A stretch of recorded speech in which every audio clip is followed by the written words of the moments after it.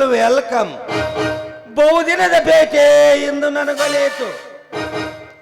ಪಾರ್ವತಿ, ಹಸಿ ತುಟಿಗಳಿಂದ ಬಿಸಿ ಮುತ್ತು ಕೊಟ್ಟು ತಣಿಸಬೋ ನನ್ನ ಅಂತರಂಗವನ್ನು. ನೋಡ್ರಿ, ಏನು ಮಾತಾಡ್ತಾ ಇದ್ದೀರಾ? ಸುತ್ತ ಹಳ್ಳಿಗೆಲ್ಲ ಅನ್ನ ಹಾಕೋ ಅನ್ನದಾತ ಗೌಡ್ರು ಅಂತ ಹೇಳ್ತಾರೆ. ನಮ್ಮಂಥವ್ರಿಗೆಲ್ಲ ಆಸರಿಯಾಗಿ ಇರ್ಬೇಕಾದವ್ರು ನೀವು. ಅದನ್ನ ಬಿಟ್ಟು ಇಂಥ ಹೊಲಸು ಮಾತನಾಡ್ತಾ ಇದ್ರಲ್ಲ, ನಾಚಿಕೆ ಆಗಲ್ವೇ ನಿಮಗೆ? ನಾಚಿಕೆ ನಾಚಿಕೆ ಎಂಬ ಮೂರಕ್ಷರದ ಅರ್ಮ ನಾವು ತಿಳಿದಿದ್ರೆ 4 ಗೋಡೆ ಮಧ್ಯೆ ಇಟ್ಟಾಗಲೇ ಸಂಸಾರನೋಕೆ ಸಾಗಿ ಹೋಗೋದು. ನಾಚಿಕೆಯನ್ನು ಸೀರೆ ಸರಿಗಿನಲ್ಲಿ ಕಟ್ಟಿಕೊಂಡು ತಿರುಗಾಡಿದ್ರೆ ಬಂಡ ಜನರ ಪುಂಡತನ ಹೆಚ್ಚಾಗೋದು. ಪಾರ್ವತಿ, ನಿನ್ನ ಹಸಿ ತುಟಿಗಳಿಂದ ಬಿಸಿ ಮುತ್ತು ಕೊಟ್ಟು ತಣಿಸಬೋ ನನ್ನ ಅಂತರಂಗವನ್ನು. ನಿಮ್ಮಂಥ ಕಿರಾತಕರಿಗೆ ಸರ ಹಾಕುವ ನೀಚ ಹೆಣ್ಣು ನಾನಲ್ಲ ಕಣೋ. ಈ ಕನ್ನಡ ಭೂಮಿಯಲ್ಲಿ, ಕನ್ನಡ ನಾಡಿನಲ್ಲಿ ಹುಟ್ಟಿ ಬಂದ ಕನ್ನಡ ಕುವರಿ ನಾನು. ನನ್ನ ದೇಹ ನನ್ನ ಕೈ ಹಿಡಿದ ಗಂಡನಿಗೆ ಮಾತ್ರ ಮೀಸಲು. ಪಾರ್ವತಿ, ಪಾರ್ವತಿ, ನಿನ್ನ ಬರುಡಾದ ಬದುಕನ್ನು ನಿನ್ನ ನರಸಿಂಹನಿಗೆ ಅಭಿಷೇಕ ಮಾಡಿದೀಯಾ? ಒಮ್ಮೆ ನೋಡು ಈ ವಿಕ್ರಾಂತ್ ಗೌಡನ ಅರಮನೆಯನ್ನು. ಮಲ್ಲಿಗೆ ಮಂಟಪವನ್ನು ತರಿಸಬಲ್ಲ ಏ ವಿಕ್ರಾಂತ ಗೌಡ. ಒಮ್ಮೆ ಹೂ ಅಂದರೆ ಸಾಕು, ಎಂತಲೇ ವಜ್ರದ ಪಲ್ಲಕ್ಕಿಯನ್ನು ತರಿಸಬಲ್ಲೆ. ವಿಕ್ರಾಂತ ಗೌಡ, ಈಗಾಗಲೇ ನನ್ನ ಗರ್ಭದಲ್ಲಿ ದೇವಸ್ಥಾನದಲ್ಲಿ ಮಗು ಬೆಳೆದು ಹಾಕಿ ದೇವರಂತ ಮಗು ನನ್ನ ಗರ್ಭದಲ್ಲಿ ಬೆಳೀತಾ ಇದೆ. ಈಗ ನಾನು ತುಂಬು ಗರ್ಭಿಣಿ. ಒಂದು ಅರಮನೆಯಲ್ಲಿ ವಾಸ ಮಾಡೋ ಪಾರಿವಾಳ ಎಷ್ಟೇ ಎತ್ತರಕ್ಕೆ ಹಾರಿದ್ರು ಮತ್ತೆ ಮರಳಿ ಅರಮನೆಗೆ ಸೇರುತ್ತೆ ವಿನಃ ಸೆರಮನೆಗೆ ಸೇರೋಕೆ ಸಾಧ್ಯನೇ ಇಲ್ಲ. ಮುಚ್ಚು ಬಾಯಿ ಗೈಯಾಳಿ. ಈ ಗೌಡನ ಕೋಟೆಯೊಳಗೆ ಸಿಲುಕಿದ್ವಿ ಅಂದಾಗ ಮೋಚಿನಲ್ಲಿ ಹಿಡಿದವಿರಲಿ. ಮೋಚಿನಲ್ಲಿ ಆಯ ತಪ್ಪಿದ್ರೆ ಹೂತಾಕುವೆ ಪಾತಾಳ ಲೋಕಕ್ಕೆ. ಸಾಧ್ವಿ ಶಿರೋಮಣಿಯರಿಗೆ ನೀನು ಮುಟ್ಟುವ ತಾಕತ್ತು ಇದೆಯೇನು? ಇಂಥ ಮಾತನಾಡೋಕೆ ನಾಚಿಕೆ ಆಗಲ್ಲ ನಿನಗೆ?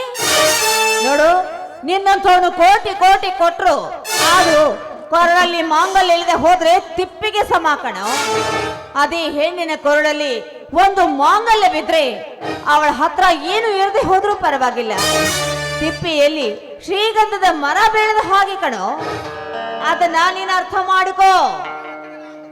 ನಯವಂಚಕ ನಾಯಿ. ಹೊದೆಯರೆ ಬಂದರೆ ಹೋದರಕ್ಕೆ ಕೈ ಹಾಕುವ ಹೋದರದ ಹೆಣ್ಣುಗಳನ್ನು ನನ್ನ ಅಂಗೈಯಲ್ಲಿ ಬುಗುರಿಯಂತೆ ಆಡಿಸಿಬಲ್ಲೆ.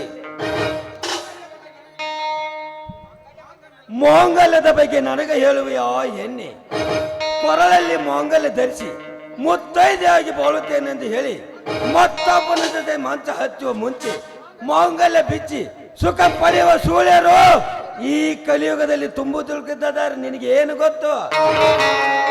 ಲೇ ಮುಚ್ಚೋ ಬಾಯಿನ. ಈ ನಮ್ಮ ಭಾರತದಲ್ಲಿ ಹುಟ್ಟಿರೋ ಭಾರತ ನಾರಿಯರ ಬಗ್ಗೆ ಮಾತಾಡುವ ಯೋಗ್ಯತೆ ನಿನಗಿಲ್ಲ. ಯಾಕೆಂದ್ರೆ ಪ್ರತಿಯೊಬ್ಬ ಭಾರತ ನಾರಿಗೂ ನಿನ್ನ ತೆರೆ ಬಾಗಲೇಬೇಕು. ನಮ್ಮಂತ ನಾರಿಯರು ಈ ದೇಶಕ್ಕೆ ಕಿರೀಟ ಗೌರವದ ಕಳಸ ಇದ್ದ ಹಾಗೆ. ಅವರ ಗೌರವಕ್ಕೆ ಧಕ್ಕೆ ತರುವ ತಾಕತ್ತು ನಿನ್ನದಲ್ಲ. ಅದರ ಅವಶ್ಯಕತೆಯೂ ನಿನಗಿಲ್ಲ. ಮೊದಲು ತೊಲಗಾಚೆಯಲ್ಲಿಂದ. ಪಾರ್ವತಿ, ನಿಮ್ಮಂತ ಗರತಿಯರನ್ನು ಸಾಲು ಸಾಲಾಗಿ ಕೊಂಡುಕೊಳ್ಳಬಲ್ಲ ಈ ವಿಕ್ರಾಂತ ಗೌಡ. ಸುಮ್ಮನೆ ತಲೆ ಕೆಡಿಸಿಕೊಳ್ಳದೆ ಒಪ್ಪಿಕೋ ಈ ವಿಕ್ರಾಂತ ಗೌಡನ ದೇಹವನ್ನು. ಲೇ ಪಾಪಿ, ದೂರ ನಿಲ್ಲು. ನೋಡು, ನಿನ್ನಂಥ ಪ್ರೀತಿಗೆ ಬೆಂಕಿ ಹಾಕಬೇಕು. ಛೀ, ಮನುಷ್ಯತ್ವ ಎಂಬುದು ಇಲ್ಲವೇನೋ ನಿನಗೆ? ಲೇ, ಈಗ ನಿಂತು ಮಾತಾಡ್ತಾ ಇದೆಯಲ್ಲ, ನೀನು ಸತ್ತು ಹೋದ್ರೆಲ್ಲ ನೀನು ಬದುಕಿದ್ರು ಸಹ ನಿಲ್ಲೋಕೆ ಜಾಗ ಸಿಗಲ್ಲ ಕಣೋ ಈ ಭೂಮಿ ಮೇಲೆ.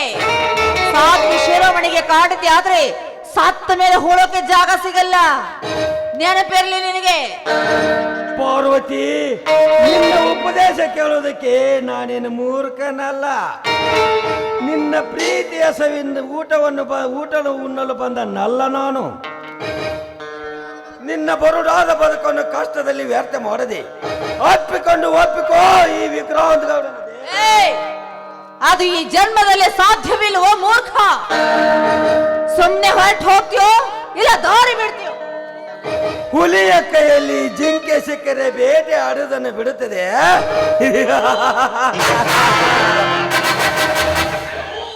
ಗರುಡನ ಕಣ್ಣಿಗೆ ಸರ್ಪ ಕಂಡರೆ ಕುಕ್ಕಿ ಕುಕ್ಕಿ ತಿನ್ನೋದು ಬಿಡುತ್ತದೆ. ಎಂದಿಗೂ ಸಾಧ್ಯವಿಲ್ಲ. ಮಕರಂದಕ್ಕಾಗಿ ಬಂದ ತುಂಬಿ ಮಕರಂದವನ್ನು ಹೀರುವುದು ಬಿಡುತ್ತದೆ. ಅದೆಂದಿಗೂ ಬಿಡುವುದಿಲ್ಲ. ಪಾರ್ವತಿ, ನೀನು ಸಿಕ್ಕಿರೋದು ನನಗೆ ಹೊಸ ಭೇಟಿ. ಹಬ್ಬಲಿಸುತ್ತಿದೆ ಈ ಬೇಟೆಗಾರನ ಮನದಾಸೆ. ಲೇ ವಿಕ್ರಾಂತ ಗೌಡ, ಈ ಗರತಿ ಹೆಣ್ಣು ಸಾಮಾನ್ಯ ಅಲ್ಲ ಕಣೋ. ನಿನ್ನಂಥವನ ಪಾಲಿಗೆ ಆಗ್ಲಿ ಕೊಂಡ ಇದ್ದ ಹಾಗೆ.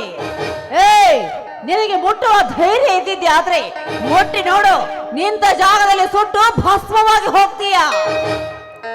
ಎಚ್ಚರ ಎಚ್ಚರ ಎಚ್ಚರ ಮಾತಿಗೆ ಬೆಪ್ಪನಂತೆ ವರ್ತಿಸಲು ನಾನೇನು ಹುಚ್ಚನಲ್ಲ. ನೆನೆಸಿಕೋ ನಿನ್ನ ಅಂತರಂಗದ ದೇವರ.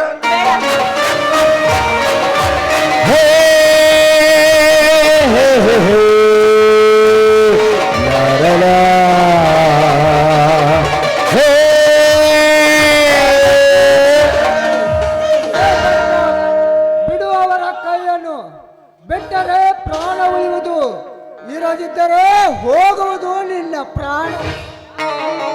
ಯೋರಲೇ ನೀನು? ಈ ಗೌಡ ಮೋಹಿಸಿದ ಹೆಣ್ಣನ್ನು ರಕ್ಷಿಸಲು ಬಂದವನು. ಹೊರಟು ಹೋಗು ಇಲ್ಲಿಂದ. ವಿಷ್ಣುದಾದ, ನೀನೇಕೆ ಇಲ್ಲಿ ಆಶ್ಚರ್ಯವಾಗಿದೆಯಲ್ಲ?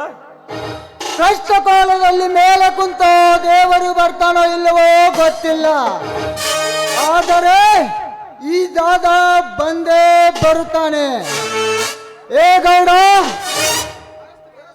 ಪರಸ್ತ್ರೀಯರ ಮೇಲೆ ಕಾಮ ತೀರಿಸಿಕೊಳ್ಳಲು ನಾಯಿ ತರ ಜೊಲ್ಲು ಸುರಿಸುತ್ತಾ ಕುಳಿತಿರುವೆಯಲ್ಲ, ನಾಚಿಕೆಯಾಗಬೇಕು ನಿನ್ನ ಹೇಸಿ ಜನ್ಮಕ್ಕೆ. ವಿಷ್ಣುದಾದ, ಏನು ಮಾತನಾಡ್ತಾ ಇರುವೆಯಾ? ಕುಡಿದು ಮಾತನಾಡ್ತಾ ಇರುವೆಯೋ? Are you okay?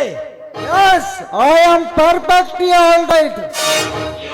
ಹಾಗಾದರೆ ಈ ಬೇಟೆಯನ್ನು ಇಂದು ನಾನು ಅನುಭವಿಸಲೇಬೇಕು. ಯಾಕೆಂದರೆ ಇದು ಬಹುದಿನದ ಫಲ. ಬೇಕಿದರೆ ಮೊದಲು ನೀನು ಅನುಭವಿಸು, ನಂತರ. ಲೇಗೌಡ, ಇನ್ನೊಂದು ಮಾತು ಅಶ್ಲೀಲವಾಗಿ ಮಾತು ಹೊರ ಬಂದರೆ ಇಂದೇ ನಿನ್ನ ಉಸಿರಿಗೆ ನಾಂದಿ. ತಾಯಿಯಗೆ ಹಾಲು ಕುಡಿದು ಪರಸ್ತ್ರೀಯರ ಮೇಲೆ ಕಾಮ ಪಡುವವನು ನಾನಲ್ಲ. ಸುಮ್ಮನೆ ಹೇಳುತ್ತಿರುವೆ, ಹೊರಟು ಹೋಗು ಇಲ್ಲಿಂದ. ದಾದಾ, ನೀನು ವಿಷ್ಣು ದಾದ. ಹೆಣ್ಣು ಹಣ್ಣು ಮಣ್ಣು ನಿನಗೆ ಹೇಗೆ ಬೇಕಾದರೂ ಉಪಯೋಗಿಸಬಹುದು. ಬೇಕಿದ್ದರೆ ನಿನಗೆ ಬೇರೆ ವ್ಯವಸ್ಥೆ ನಾನು ಮಾಡುತ್ತೇನೆ. ಹೊರಟು ಹೋಗು ಇಲ್ಲಿಂದ. ಏ ಗೌಡ, ಹಾಗಿದ್ದರೆ ರಸವೇರಿದ ರಸಗುಳ್ಳ ತರ ಇರುವ ನಿನ್ನ ಮಗಳನ್ನು ಕಳಿಸುವೆಯೋ ನನ್ನ ಅಂತಃಪುರಕ್ಕೆ? ಲೇ ವಿಷ್ಣು, ಮಾತಿನಲ್ಲಿ ಹಿಡಿತವಿರಲಿ ಮಗನ. ಹೆಚ್ಚಿಗೆ ಮಾತನಾಡಿದರೆ ನಿನ್ನ ಬಿಸಿ ರಕ್ತ ನನ್ನ ಕಾಲು ಅಭಿಷೇಕವಾಗುವುದು. ಎಚ್ಚರ ಮಗನ. ಏ ಗೌಡ, ಈ ವಿಷ್ಣುದಾದ ಸಾಮಾನ್ಯದವನಲ್ಲ, ರೊಚ್ಚಿಗೆದ್ದ ಕಿರಾತಕ. ಸುಮ್ಮನೆ ಹೇಳುತ್ತಿರುವೆ, ಹೊರಟು ಹೋಗು ಇಲ್ಲಿಂದ. ಇರದಿದ್ದರೆ ನೀನು ಗಳಿಸಿದ ಕೋಟಿ ಕೋಟಿ ಆಸ್ತಿಯನ್ನು ಅನುಭವಿಸದೆ ಇಂದೇ ನಿನ್ನ ಅಂತಿಮ ಯಾತ್ರೆ ನಾನು ಮಾಡಬೇಕಾಗುತ್ತದೆ. ಓಹೋ, ಇವನಿಂದ ನನಗೆ ಇನ್ನೂ ತುಂಬಾ ಕೆಲಸವಾಗಬೇಕಾಗಿದೆ. ಈಗಲೇ ಇವನನ್ನು ಎದುರು ಹಾಕಿಕೊಂಡ್ರೆ ಮುಂದೆ ನನಗೆ ತೊಂದರೆ. ಹಾ ವಿಷ್ಣುದಾದ, ನನ್ನದು ತಪ್ಪಾಯ್ತು, ನನ್ನನ್ನು ಕ್ಷಮಿಸು. ನಾನಿನ್ನು ಬರುತ್ತೇನೆ.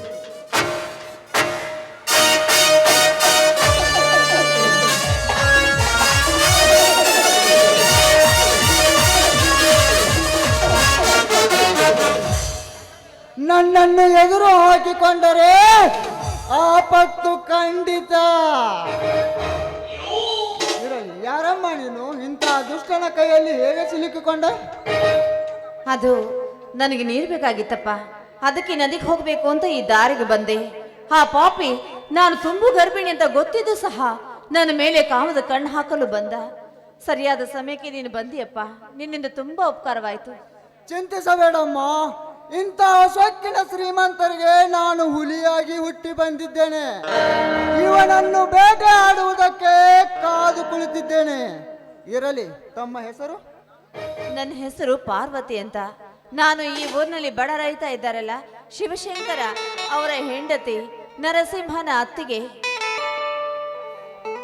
ಅದಿರ್ಲಪ್ಪ, ನೀನು ನನ್ನ ಮಾನ ಕಾಪಾಡೋದಕ್ಕೆ ನಿನಗೆ ನಾನು ತುಂಬಾ ಧನ್ಯವಾದ.